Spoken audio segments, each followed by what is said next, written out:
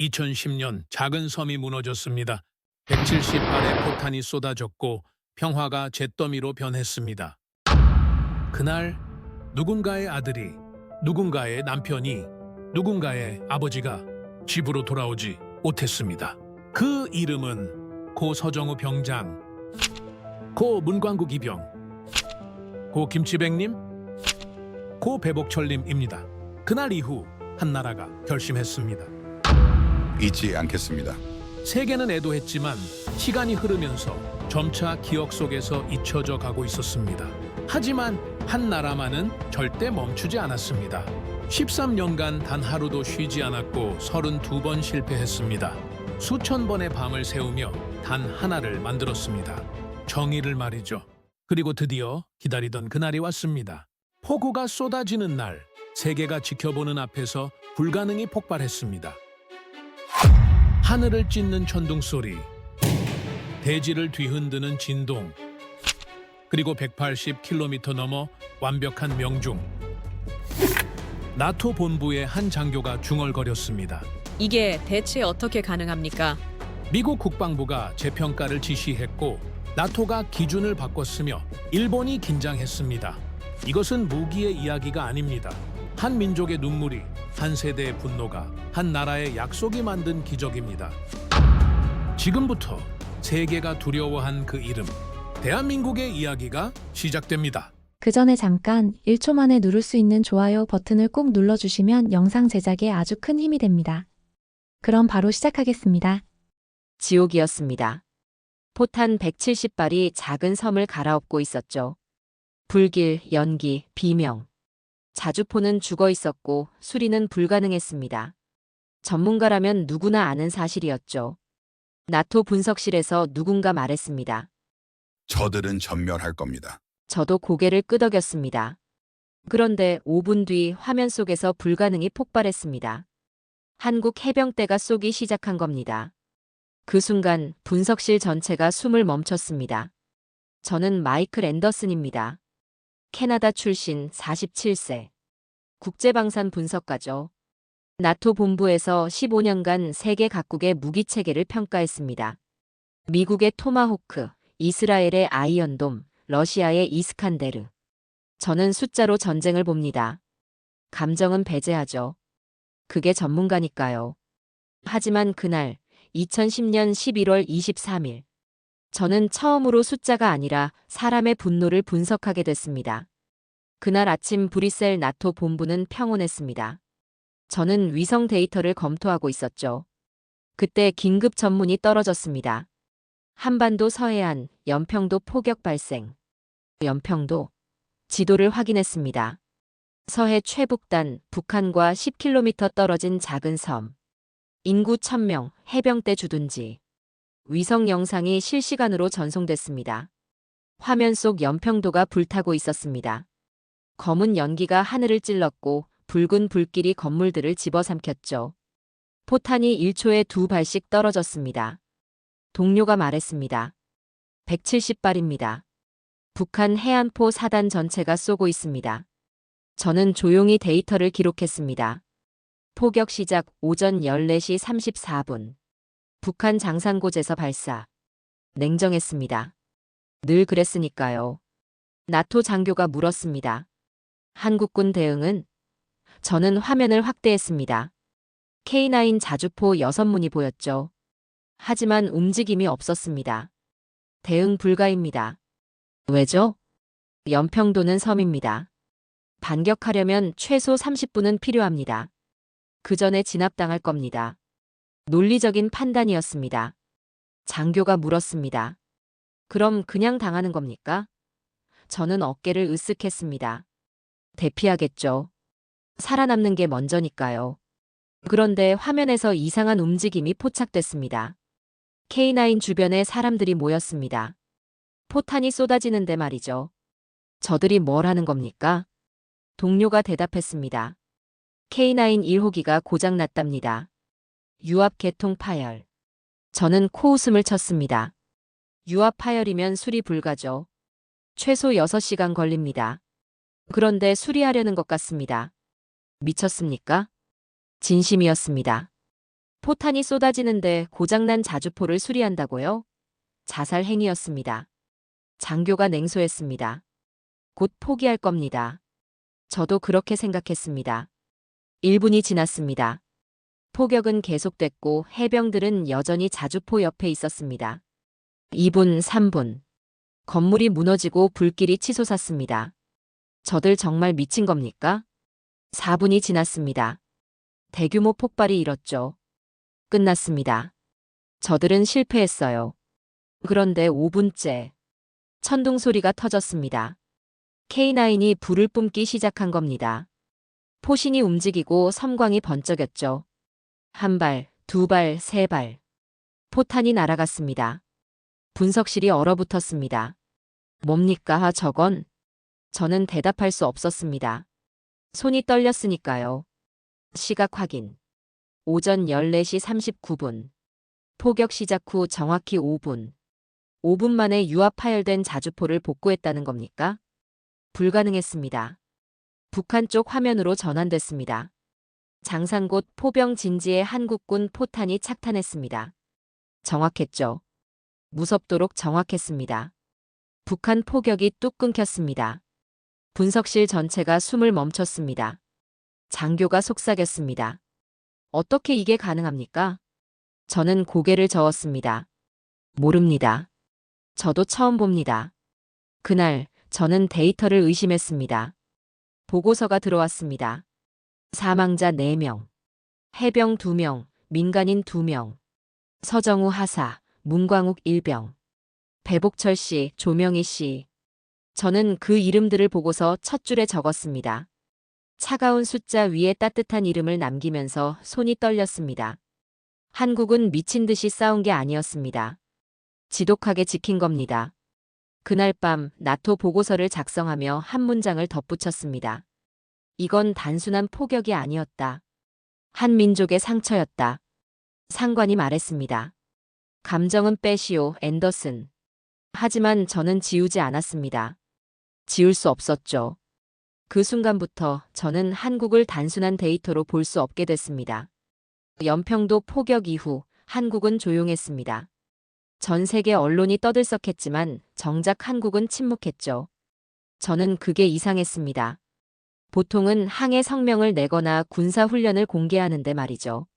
하지만 한국은 아무 말이 없었습니다. 그게 더 무서웠습니다. 2011년 초 저는 흥미로운 문서를 발견했습니다. 국방과학연구소 ADD 내부 회의록이었죠. 나토 정보망을 통해 일부가 흘러나왔습니다.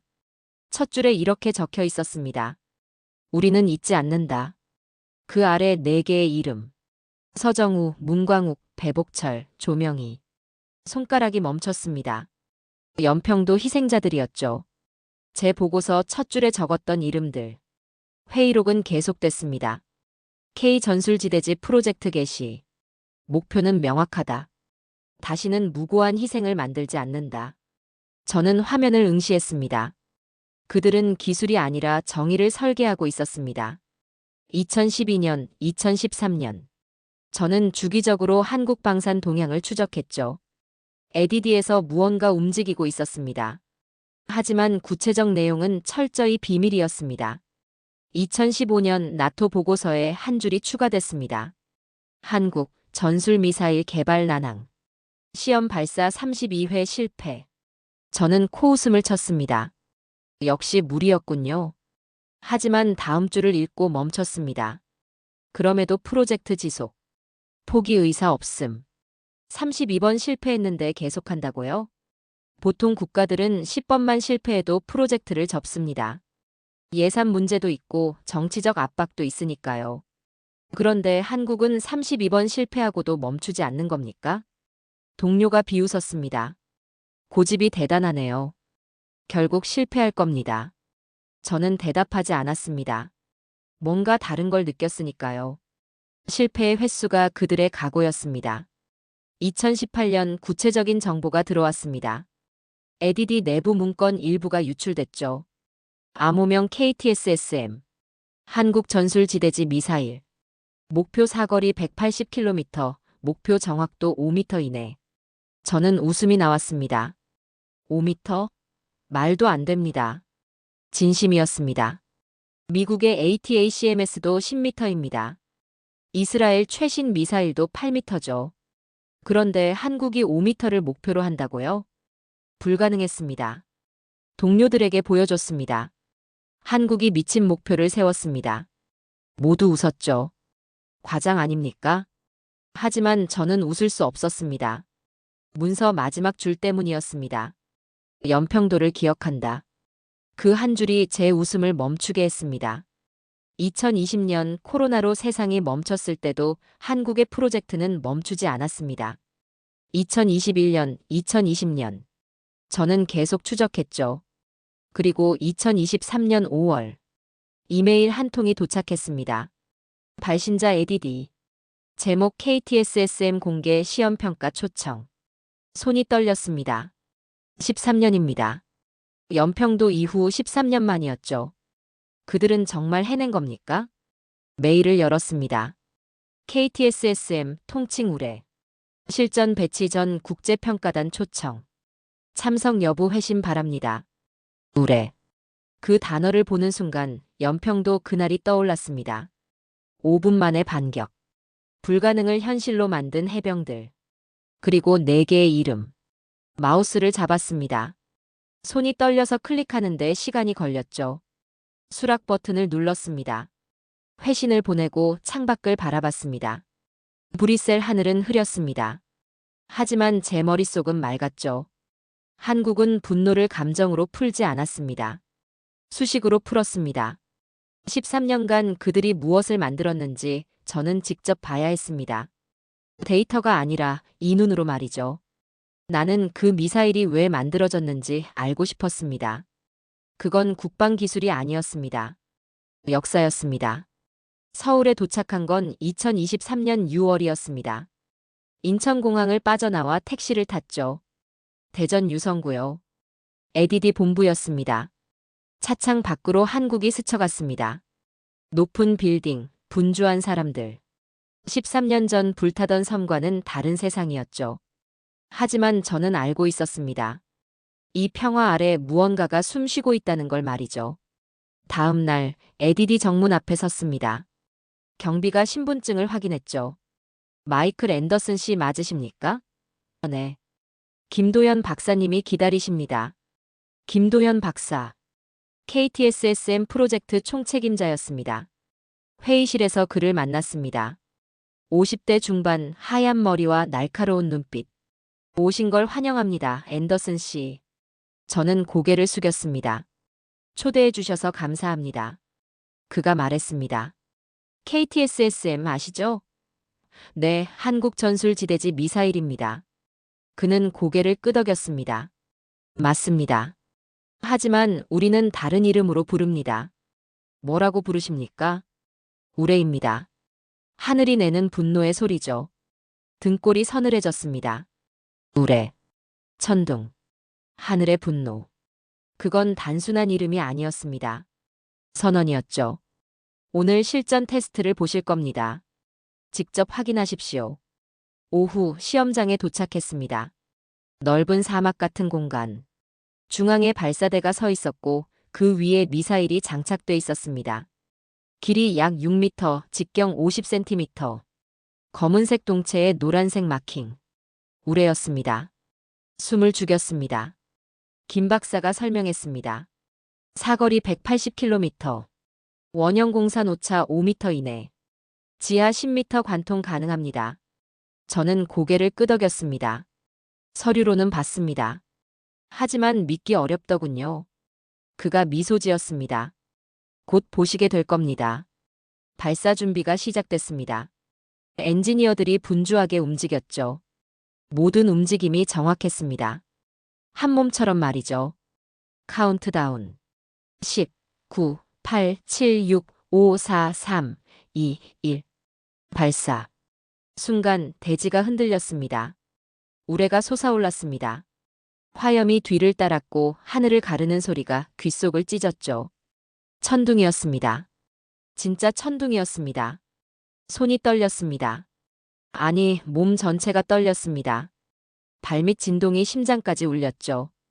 나는 그날 처음으로 하늘이 울부짖는 걸 들었습니다. 우레는 순식간에 사라졌습니다. 180km 목표를 향해 날아갔죠. 모니터에 궤적이 표시됐습니다. 정확했습니다. 흔들림 없이 직진했습니다. 3분 뒤 폭발음이 들렸습니다. 멀리서였지만 또렷했죠. 명중했습니다. 확인 영상이 전송됐습니다. 목표물 콘크리트 벙커가 완전히 소멸돼 있었습니다. 잔해도 없었습니다. 구덩이만 남았죠. 화면을 응시했습니다. 말이 나오지 않았습니다. 김 박사가 조용히 말했습니다. 오차 4.2m였습니다. 4.2m. 5m도 아니고 4.2. 불가능한 정확도였습니다. 어떻게 이게 가능합니까? 그가 대답했습니다. 13년입니다. 우리는 13년간 이것만 생각했습니다. 실패했고 또 실패했죠. 하지만 멈추지 않았습니다. 그가 멈췄습니다. 눈빛이 흔들렸죠. 우리는 잊을 수 없었으니까요. 그 순간 저는 깨달았습니다. 이건 단순한 미사일이 아니었습니다. 연평도의 기억이 움직이고 있었습니다. 서정우, 문광욱, 배복철, 조명희. 4개의 이름이 우레 속에 새겨져 있었습니다. 조용히 말했습니다. 그들은 미사일을 만든 게 아니라 정의를 쐈습니다. 김 박사가 고개를 끄덕였습니다. 맞습니다. 우레는 복수가 아닙니다. 기억의 폭발입니다. 하늘을 올려다봤습니다. 구름 사이로 햇빛이 비쳤죠. 연평도의 불길은 이제 하늘을 찢는 소리가 됐습니다. 그 소리, 그것이 한국의 분노였습니다. 나는 물리학이 감정을 가질 수 있다는 걸 처음 알았습니다. 서울로 돌아온 다음 날, 나토 평가단 회의가 열렸습니다. 한남동 국제회의실이었죠. 각국에서 온 군사 전문가들이 모였습니다. 미국, 영국, 프랑스, 독일. 모두가 우레에 대한 평가를 논의하기 위해 왔습니다. 회의가 시작됐습니다. 영국 측 대표가 먼저 말했습니다. 보고서를 검토했습니다. 사거리 180km, 오차 5m 이내. 인상적이긴 하지만 과장된 것 아닙니까? 프랑스 대표가 거들었습니다. 한국이요? 그 정도 정밀도라니 믿기 어렵습니다. 미국도 10m인데 말이죠. 독일 대표가 웃었습니다. 아시아 국가들은 늘 수치를 부풀리지 않습니까? 저는 침묵했습니다. 하지만 주먹이 떨렸습니다. 미국 대표가 저를 봤습니다. 앤더슨 씨, 당신이 직접 봤다고 들었습니다. 어떻던가요? 모두의 시선이 제게 쏠렸습니다. 저는 천천히 입을 열었습니다. 사실입니다. 제가 직접 목격했습니다. 오차 4.2m였습니다. 회의실이 조용해졌습니다. 영국 대표가 비웃었습니다. 4.2m요? 앤더슨 씨, 농담 아닙니까? 저는 고개를 저었습니다. 농담이 아닙니다. 제 눈으로 확인했습니다. 프랑스 대표가 말했습니다. 그래도 믿기 어렵습니다. 한 번의 테스트로 판단할 순 없죠. 저는 가방에서 서류를 꺼냈습니다. 에디디에서 받은 데이터였죠. 15차례 시험 발사 결과입니다. 평균 오차 4.8m, 최소 오차 4.2m, 최대 오차 5.3m. 서류를 테이블에 올렸습니다. 이게 한국의 기술입니다. 독일 대표가 서류를 집어들었습니다. 눈을 가늘게 뜨고 읽더니 표정이 굳었죠. 이게 정말입니까? 네. 제 직업을 걸고 말씀드립니다. 회의실이 다시 조용해졌습니다. 영국 대표가 말했습니다. 설령 사실이라 해도 그건 운이었을 겁니다. 실전에선 다르죠. 저는 더 이상 참을 수 없었습니다. 운이라고요? 목소리가 높아졌습니다. 13년입니다. 한국은 13년간 이것만 만들었습니다. 32번 실패했습니다. 그래도 멈추지 않았죠. 그게 운입니까? 영국 대표가 얼굴을 붉혔습니다. 앤더슨 씨, 진정하십시오. 진정하라고요? 그들은 실패를 두려워하지 않았습니다. 우리는 10번 실패하면 포기합니다. 하지만 한국은 32번 실패하고도 계속했습니다. 그 차이를 모르십니까? 회의실 공기가 차가워졌습니다. 미국 대표가 중재했습니다. 앤더슨 씨 말도 일리가 있습니다. 데이터는 부정할 수 없으니까요. 회의는 어정쩡하게 끝났습니다. 평가단은 추가 검증을 요구했고 저는 그 자리를 떠났습니다. 복도에서 김도연 박사를 만났습니다. 그가 조용히 말했습니다. 들었습니다. 감사합니다. 저는 고개를 저었습니다. 감사할 거 없습니다. 저는 사실만 말했을 뿐입니다. 그가 물었습니다. 왜 그렇게 하셨습니까? 동료들과 어색해지실 텐데요. 저는 잠시 생각했습니다. 그리고 대답했습니다. 나는 데이터를 믿었습니다. 하지만 그날 사람을 믿게 됐습니다. 김 박사가 미소 지었습니다. 앤더슨 씨, 당신은 진짜 전문가입니다. 저는 웃었습니다. 아닙니다. 저는 그냥 진실을 말했을 뿐입니다. 진실을 부정하는 순간 나는 전문가가 아니니까요. 그날 밤 호텔 방으로 돌아와 창밖을 바라봤습니다. 서울의 야경이 빛나고 있었죠. 13년 전 불타던 연평도를 떠올렸습니다. 그리고 오늘 본 우레를 생각했습니다. 그들의 기술은 완벽하지 않았습니다. 32번이나 실패했으니까요.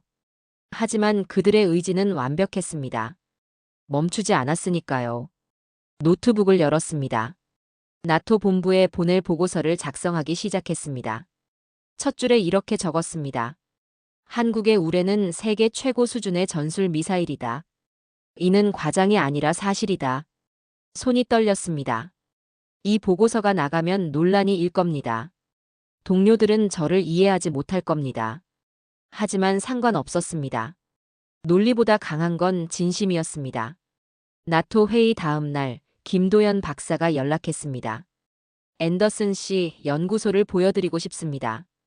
우레가 어떻게 만들어지는지 말이죠. 저는 망설이지 않았습니다. 가겠습니다. 그날 저녁 에디디 연구동에 도착했습니다. 밤 9시였는데 불이 환하게 켜져 있었죠. 김 박사가 말했습니다. 우리는 밤낮이 없습니다. 문을 열고 들어갔습니다. 실험실은 전쟁터보다 조용했습니다. 하지만 싸움은 여전히 계속되고 있었습니다. 수십 명의 엔지니어들이 조용히 작업하고 있었죠. 납땜하고 측정하고 기록하고. 말은 없었습니다. 오직 손만 움직였습니다. 이건 공장이 아니었습니다. 성전이었습니다. 한 젊은 엔지니어가 미세한 부품을 조정하고 있었습니다. 손이 떨리지 않았죠. 김 박사가 그를 불렀습니다. 이준혁 연구원, 인사드려요. 청년이 고개를 들었습니다. 20대 후반쯤 돼 보였죠. 안녕하십니까? 저는 악수를 청했습니다. 마이클 앤더슨입니다. 그가 말했습니다.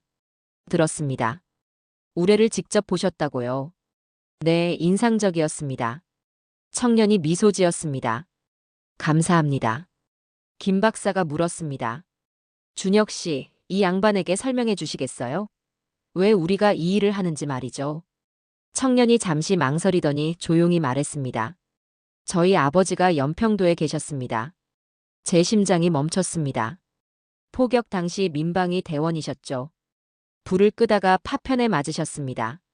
다행히 살아나셨지만 청년의 목소리가 떨렸습니다. 아버지는 지금도 악몽을 꾸십니다. 포탄이 떨어지는 꿈을요. 저는 그 모습을 보며 자랐습니다. 저는 말을 잃었습니다. 그래서 이 일을 시작했습니다. 아버지 같은 분들이 다시는 그런 일을 겪지 않도록 말이죠. 그 한마디가 나를 멈추게 했습니다. 청년이 다시 작업으로 돌아갔습니다. 손은 여전히 떨리지 않았죠. 하지만 저는 알 수 있었습니다. 그 손에 담긴 무게를 말이죠. 그들의 손은 분노가 아니라 사랑으로 움직이고 있었습니다. 김 박사가 저를 다른 곳으로 안내했습니다. 회의실이었죠. 벽에 뭔가 붙어 있었습니다. 가까이 다가가 봤습니다. 연평도를 잊지 말자. 손글씨로 적힌 문구였습니다. 그 아래 4개의 이름. 서정우, 문광욱, 배복철, 조명희. 저는 그 앞에 한참 서 있었습니다. 김 박사가 말했습니다. 매일 아침 출근하면 이걸 봅니다. 우리가 왜 이 일을 하는지 잊지 않기 위해서죠. 저는 고개를 끄덕였습니다. 말이 나오지 않았습니다. 다음 날 시험 발사 리허설을 참관했습니다. 비가 내리고 있었죠. 김 박사가 말했습니다. 오늘은 악천후 테스트입니다. 비가 오면 시스템이 어떻게 반응하는지 확인하는 거죠. 발사대에 우레가 장착됐습니다. 빗속에서도 엔지니어들은 정확하게 움직였습니다. 체크리스트를 확인했죠. 0.1초 단위까지 말이죠. 한 명이 외쳤습니다. 유압 정상. 다른 한 명이 대답했습니다. 연료 충전 완료. 또 다른 이가 말했습니다. 유도 시스템 작동. 그들의 호흡은 하나의 기계였습니다. 비가 더 세게 내렸습니다. 하지만 아무도 집중을 잃지 않았죠. 단 한 명도 말이죠. 김 박사가 속삭였습니다. 저들은 13년간 이것만 했습니다. 밤을 새우고 실패하고 다시 시작했죠. 그래서 저렇게 완벽합니다. 저는 고개를 끄덕였습니다. 그들의 기술은 차가웠지만 그 안엔 불이 있었습니다. 리허설이 끝났습니다. 엔지니어들이 철수했죠. 저는 한 연구원의 손을 봤습니다. 손등에 화상 자국이 있었습니다. 저건 뭡니까? 김 박사가 대답했습니다. 작년 여름 엔진 테스트 중 화재가 났었습니다. 저 친구가 불을 끄다가 다쳤죠. 하지만 다음 날 바로 출근했습니다. 저는 그 손을 바라봤습니다. 그들의 상처가 내 논문보다 위대했습니다. 그날 밤 호텔로 돌아와 일지를 작성했습니다. 내가 본 건 기술이 아니라 기억이었다. 한국은 복수를 계산식으로 만든 나라였다. 그들의 손끝에서 정의가 조립되고 있었다. 손이 떨렸습니다. 펜을 쥔 손이 말이죠. 이건 단순한 무기가 아니었습니다. 기적의 집합이었습니다. 그들은 눈물 대신 납땜으로 울었습니다. 일주일 뒤 공개 실험 날이 왔습니다. 각국 언론과 군사 전문가들이 모였죠. 미국 국방전문지, 영국 BBC, 일본 NHK. 전 세계가 지켜보고 있었습니다. 하지만 날씨가 문제였습니다. 아침부터 폭우가 쏟아졌습니다. 천둥이 치고 번개가 번쩍였죠. 시험장은 진흙탕이 됐습니다. 기자들이 중얼거렸습니다. 이런 날씨에 발사가 가능합니까? 김도연 박사가 앞으로 나왔습니다. 예정대로 진행하겠습니다. 기자들이 웅성거렸습니다. 미쳤습니까? 이 비예요? 우레는 전천후 무기입니다. 어떤 상황에서도 작동해야 합니다. 오늘이 그 증명입니다. 발사대로 향했습니다. 빗속에서 엔지니어들이 최종 점검을 하고 있었죠. 옷은 젖었지만 손은 떨리지 않았습니다. 그때였습니다. 경보음이 울렸습니다. 시스템 오류 발생. 모두가 얼어붙었습니다. 전선에 빗물이 침투했습니다. 센서 오류입니다. 기자들이 수군거렸습니다. 역시 안 되는군. 김 박사의 얼굴이 굳었습니다. 저는 숨을 죽였습니다. 만약 실패한다면 13년의 신념이 무너집니다. 엔지니어들이 우레 주위로 모였습니다. 빗속에서 전선을 확인했죠. 3번 라인 교체 필요합니다. 시간이 얼마나 걸립니까? 10분입니다. 기자들이 웃었습니다. 하지만 엔지니어들은 신경 쓰지 않았습니다. 그저 손을 움직였죠. 저는 그들을 바라봤습니다. 더 이상 평가자가 아니었습니다. 저는 팀의 일원처럼 숨을 죽이고 있었습니다. 5분, 8분. 교체 완료. 시스템 재점검. 센서 정상. 유도 시스템 작동. 9분 만에 복구됐습니다. 기자들이 입을 다물었습니다. 김 박사가 고개를 들었습니다. 발사 준비. 엔지니어들이 마지막 점검을 끝냈습니다. 준비 완료. 그 한마디에 모든 것이 멈췄습니다. 발사하십시오. 카운트다운이 시작됐습니다. 10, 9, 8, 7, 6, 5, 4, 3, 2, 1. 발사. 순간 세상이 폭발했습니다. 우레가 하늘을 찢었습니다. 천둥 소리와 함께 화염이 솟았고 대지가 진동했죠. 빗방울이 증발하며 하얀 증기가 피어올랐습니다. 그 순간 하늘이 울부짖었습니다. 제 눈에 섬광이 비쳤습니다. 발밑에서 진동이 온몸을 타고 올라왔습니다. 우레는 빗속을 뚫고 날아갔습니다. 궤적은 흔들리지 않았죠. 폭우 속에서도 정확했습니다. 180km 떨어진 목표. 해상 플랫폼이었습니다. 3분이 지났습니다. 폭발음이 들렸습니다. 멀리서 하지만 명확하게 말이죠. 화면이 전환됐습니다. 목표 지점 카메라였죠. 플랫폼이 사라졌습니다. 완전히 말이죠. 바다 위에 물기둥만 솟았습니다. 명중 확인. 오차 4.6m. 침묵이 흘렀습니다. 그러다가 누군가 박수를 쳤습니다. 1명, 2명, 3명. 곧 전체가 박수를 쳤습니다. 저도 박수를 쳤습니다. 손이 아팠지만 멈출 수 없었습니다. 플래시가 터졌습니다. 김 박사는 고개를 숙였습니다. 눈물을 닦는 게 보였습니다. 엔지니어들이 서로를 껴안았습니다. 말은 없었지만 그들의 얼굴이 말하고 있었습니다. 폭우가 멈췄습니다. 잿빛 하늘 사이로 빗줄기가 내렸죠. 저는 조용히 속삭였습니다. 그들의 13년이 오늘 하늘을 뚫었다. 그날의 하늘은 울고 있었습니다. 하지만 그 울음은 자랑이었습니다. 우레가 하늘을 찢을 때 세상은 잠시 숨을 멈췄습니다. 180km의 궤적 위에 그들의 혼이 실려 있었습니다. 이건 복수가 아니었습니다. 정의의 복원이었습니다. 나는 한국을 평가하러 왔습니다. 하지만 오늘 배우고 갑니다. 발사 성공 직후 제 휴대폰이 울렸습니다. 나토 본부에서 온 긴급 전화였죠. 앤더슨, 지금 당장 보고서를 올리시오. 본부가 난리입니다. 저는 호텔로 돌아와 노트북을 열었습니다. 나토 내부망에 접속했죠. 화면이 메시지로 가득했습니다. 각국 평가단이 긴급 회의를 요청하고 있었습니다. 미국 측 메시지가 떴습니다. 한국의 KTSSM 성능 재평가 필요. 우리 ATACMS와 비교 분석 요청. 영국 측도 마찬가지였습니다. 폭우속 4.6m 오차, 믿을 수 없는 수치. 검증 필요. 프랑스, 독일, 이탈리아. 모두가 같은 반응이었습니다. 저는 키보드에 손을 올렸습니다. 그리고 보고서를 작성하기 시작했습니다. 한국의 KTSSM은 현존하는 전술 미사일 중 최고 수준이다. 정확도, 신뢰성, 전천후 작전 능력 모두에서 미국, 이스라엘을 능가한다. 손가락이 멈추지 않았습니다. 이는 과장이 아니다. 13년간의 집념이 만든 결과다. 한국은 더 이상 공격받는 나라가 아니다. 억제하는 나라로 변했다. 보고서를 전송했습니다. 다음 날 세계 언론이 들끓었습니다. 일본 아사히 신문 헤드라인. K-미사일의 정밀도 세계 최고 수준. 일본 방위성 긴장. 미국 국방전문지 디펜스 뉴스. 한국 우레 게임 체인저. 미국 육군 벤치마킹 검토. 영국 파이낸셜 타임스. 한국 방산 기술 수입국에서 수출국으로 도약. 저는 이 기사들을 스크랩했습니다. 하나하나 읽으며 복잡한 감정에 잠겼죠. 세상이 한국을 두려워했습니다. 하지만 나는 그들의 정신을 경외했습니다. 사흘 뒤 김도연 박사가 연락했습니다. 앤더슨 씨, 오늘 특별한 곳에 모시고 싶습니다. 어딘데요? 연평도입니다. 심장이 뛰었습니다.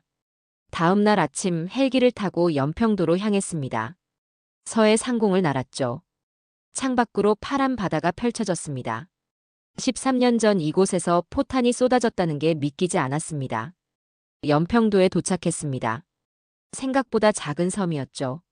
하지만 평화로웠습니다. 김 박사가 저를 한 곳으로 안내했습니다. 해병대 추모비였습니다. 비석에 4개의 이름이 새겨져 있었습니다.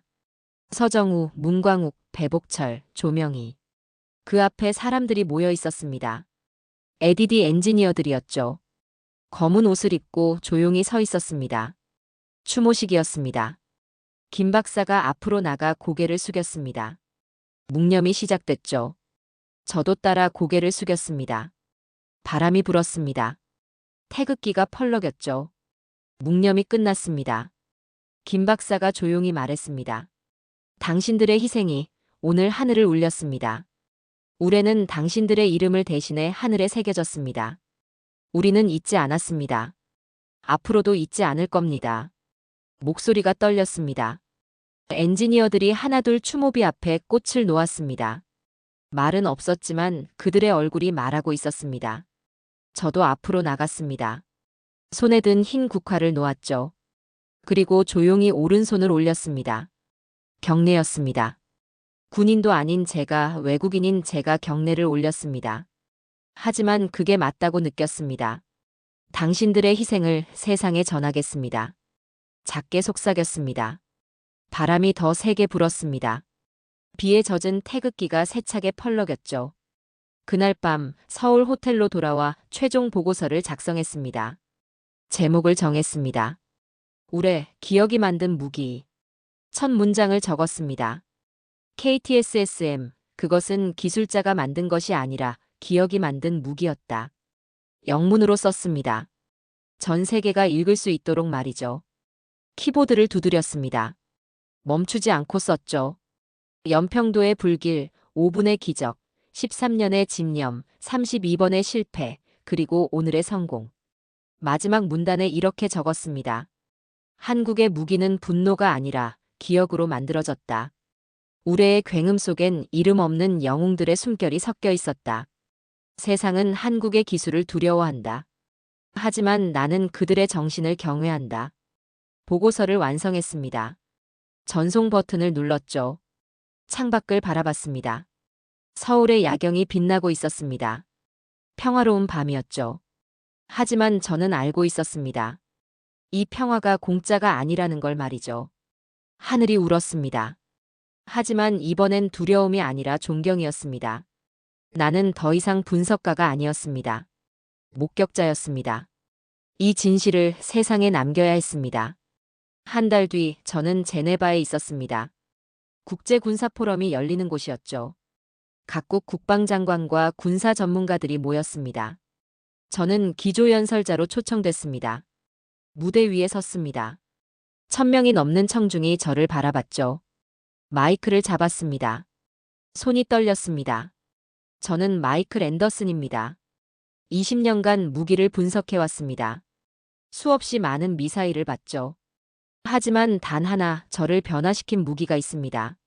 청중이 조용해졌습니다. 한국의 우레입니다. 화면에 우레 발사 영상이 떴습니다. 천둥 소리가 울렸죠.